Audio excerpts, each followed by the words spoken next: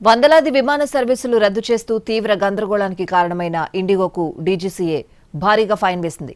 22,20,00,000 జరిమానా విధించింది. అంతేకాదు ఇండిగో ఆపరేషన్స్ సీనియర్ వైస్ ప్రెసిడెంట్ను విధుల నుంచి తప్పించాలని ఆదేశించింది.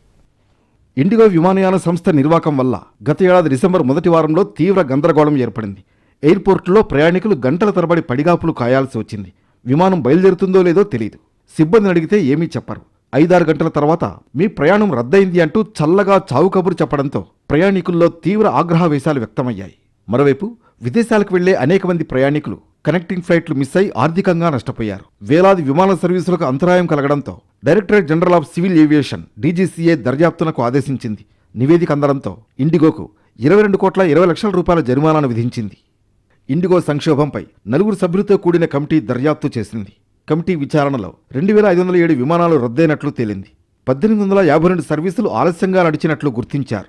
ప్లానింగ్, ఆపరేషనల్, రెగ్యులేటరీల్లో తీవ్ర లోపాలు గుర్తించారు. ఓవర్ ఆప్టిమైజేషన్, సాఫ్ట్వేర్, నిర్వహణ పర్యవేక్షణలో లోపాలున్నట్లు తేలింది.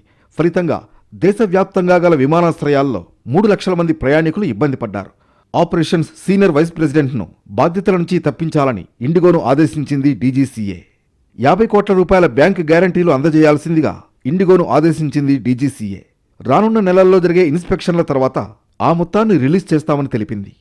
డీజీసీఏ సూచనలను ఖచ్చితంగా పాటిస్తామని ఇండిగో తెలిపింది.